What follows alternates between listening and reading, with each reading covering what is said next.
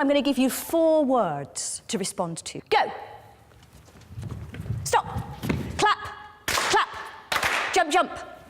What we're going to do is to start off with some warm-up work, which gives us some hooks into the kind of world that we are entering into. What Richard III presents us with is a dangerous world. So now, when I say stop, it means go. When I say go, it means stop. When I say jump, it means clap. When I say clap, it means jump. Stop. Clap, clap. Jump, clap, go. Stop. When I've begun to reverse the words, how did it feel? Quite tense. Yeah, you feel very tense. Because I've changed the rules of things so much, you're in this sense of, I don't know what to do next. And we kind of have a natural disposition, don't we, where we want to please. Because I've set myself up as the leader in this game, haven't I? So I've got the authority, and therefore I've got the right to change the rules. How much more right has a king got to change the rules? And that makes your position even more vulnerable when you've got a king like Richard III, who has the power to completely alter your reality. Imagine if we'd played that for, say, half an hour. How would you have begun to feel about me? Would have hated you. It's fine, I'm not taking it personally, but that's the reality. In our rehearsals for Richard III, we've looked very much at this is how the people in that court feel. They are living on their nerves because we don't know what's going to happen next, that it's like living in any autocratic state. In our work with students, we're approaching the plays as performance texts. And that means we're exploring a range of practical strategies that engage the young people in doing. We are asking students to physically and emotionally, as well as intellectually, engage with the content of these texts, just as we would with a group of actors. And what we know from seeing actors work over a period of time on a play is that they develop this tremendous sense of ownership of this material. And that's what we really want young people to have. But what I'm going to ask you to do is respond to some images that I am going to give you titles of. I'd like you to now make an image based on the line of text, "My kingdom stands on brittle glass." Okay, and 10 seconds, 10, 9.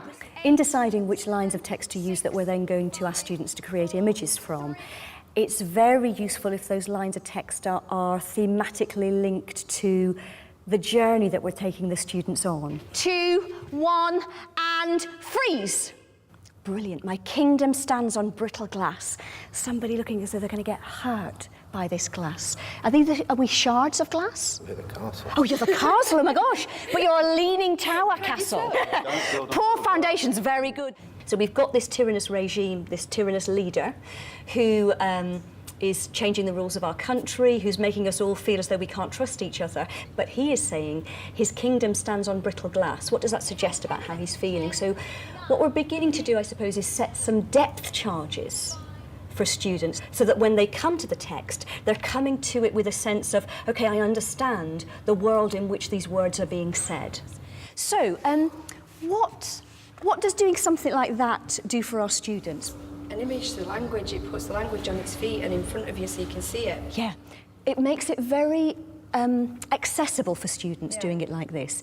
Shakespeare, of course, is a master of metaphor.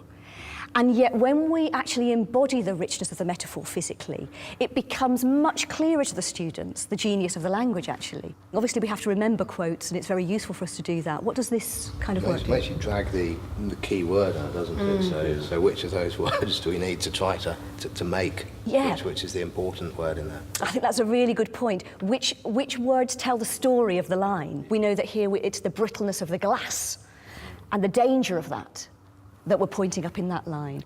What structure are we putting in this exercise that makes it very achievable for students? So it isn't like scary, go off into a group and make something. What are the boundaries that we're putting in place? It's teacher-led as well. It's teacher-led. It's controlled. Yeah. There's also the parameter that I've put on it, that I'm giving you a time limit. Yeah. I'm not saying, away you go with that line of text. And just that time pressure means you get students cooperating in a way that they wouldn't if you'd given them 15 minutes to do that and think about it and talk, because then you have room for arguments to come out of it. So it's that time pressure that is really, really key to the success of this exercise. And we're going to look at Act 4, Scene 2. It's the scene just after Richard has been crowned as Richard III, King of England. How's Buckingham feeling, do you think? How's he feeling? Pretty smug. Absolutely smug. Job done, satisfaction, looking forward to getting my reward.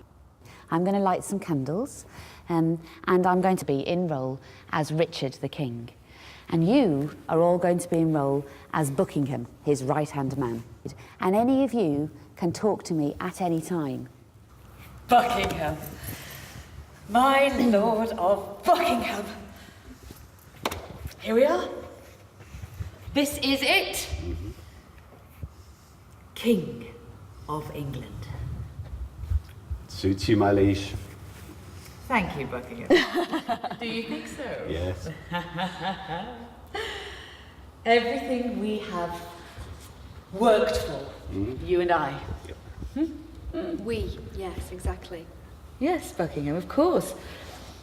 I could not have come this high without your aid and your assistance. I have one last thing to ask you. I wonder if you can guess what it may be. Do you have some letters that need opening, my lord? I have no time for your dull wits. Young Edward lives, and his brother, in the tower. Do I need to make it more clear for you? But they're only children. They will be men one day. Or maybe when they're men, should they pose a threat, then perhaps we could look to dispatch them. They're no threat now. They are a threat. Chop chop, Buckingham! What is your answer? We will do as you wish. Will you? Of course. In everything but this. Now, I can see that you are of two minds about this, so you may have a short while to think, to see whether I can trust you. The key thing about the in-role person is that they are playing devil's advocate. So if we have a group of students who go, yeah, no problem, we've got to kill those princes, and the teacher in role might go, killing children, come on, that's a big deal. Or if they're getting resistance from the Buckinghams, as we get in the scene, then they're playing, come on, Buckingham, where are you? Where's your loyalty? It's kids. We've killed before. Whatever they're presented with, they play the opposite of, in order to push the class to think about that character dilemma in that moment.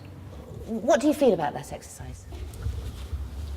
Well, because it was teacher-led, if, you know, one of the students said something that was quite obscure and not towards a text, then you could have turned it around and led it into the actual text. I think which was that's really good. important. I think that the role can be used to both embrace all of the things that the pupils come up with, but also guide and steer, I suppose, through the narrative of any scene or story. Yeah. Okay. Yeah. Anything else? This situation did encourage deeper thinking for the story, for what might happen. And that depth comes, I think, from standing in the shoes of the characters, actually putting yourself in the situation of a scene and finding out what is at stake by playing it. Well, it's just nice when I said something and then Phil contradicted it, but you were able to take that as the uncertainty of a role Yeah, I to be think that's able to really do that. important, because of course kids are much We're less both polite right. than you are. Yeah. They'll jump in going, you can't do that, you're a murderer! You know, they'll be much more animated than we are, given the right amount of information at the beginning of the scene. I know some people can feel very nervous about the in-role approach, because I think there's a feeling of it being acting. And teachers have often expressed the feeling that if they don't feel they're very good actors, then they can't do in-role. And I think that's really not my view of in-role. I used to be very nervous about doing in-role work when I used to work full-time in schools. And what I began to do was just talk as if I was myself, as myself, but with a different set of circumstances. And then it's really easy, because all I'm doing is modelling a situation. I'm modelling a conversation that we are going to have, and I'm inviting you to be engaged in that conversation. And if we were then to go and move into really looking at the scene in detail, what difference will it make? It's familiar. The text would be familiar, and maybe encourage expression, really feel the part. We always work with an edited scene first of all, before we engage the students with the whole text, so that when they get the whole text, it doesn't come as such a shock to them. They've got something to root their understanding of it in. There can be a fear among students and among actors of having big, long pieces of text to read. So the way we can get around that is just by taking bite-sized chunks, reading punctuation mark to punctuation mark. Cousin of Buckingham. My gracious sovereign. Give me thy hand. Thus high. By thy advice and thy assistance. Is King Richard seated? And we'd stop at various points and talk about what's going on. Who is King Richard, first of all, saying stand all apart to? Lots of other people. Yes, so there was a very public scene, and now he wants to have a private moment with Buckingham. What Shakespeare also does is he writes in his words that the characters say stage directions, so that other characters know what to do. So can anybody find an example of that? Give me thy... Give me thy hand. So all the time, as actors, what we're doing is we're looking for the clues in the text about what Shakespeare is telling us should be happening. We often do our introductions to scene where students are back to back. Why do you think we do that? Makes you concentrate on what... Makes you concentrate on the words you're saying, and I suppose it also gets rid of our self-consciousness of having to act in any way in front of somebody else. Stand all apart. Stand all apart. Cousin of Buckingham. My gracious sovereign. Give me thy Give hand. me thy hand. Thus... And I'm going to stop you there. Obviously, you would be carrying on with your students, but what we're doing is just getting them to taste the words in their mouths. And as we've said, some of these words will be familiar to them, and we've already rooted our understanding by reading it punctuation mark to punctuation mark. Now what we're going to do is to read the scene again, but whisper the scene through now. Off you go. Stand all apart. By thy advice and thy assistance is King Richard seated. What does that do to the scene? What sense does it give you of the... Subversive, isn't it? Subversive? What else? Sinister. Sinister? Lovely. Private. Private. Did it feel as though it suited Yes. Yeah. Yeah. that conversation? It gave... What did it do to the relationship between Buckingham and Richard? Conspiratorial. Conspiratorial, yeah, absolutely. And maybe that will suit some of the lines. We're not saying that we could play all of the scene like that, but it opens up some possibilities that we didn't have before in it. Starting at different times, I'd like you to shout the scene to each other. Off you go. Stand all apart. Give me thy hand. Thus high. Did that feel as though that was ever the right way that those words needed to be expressed?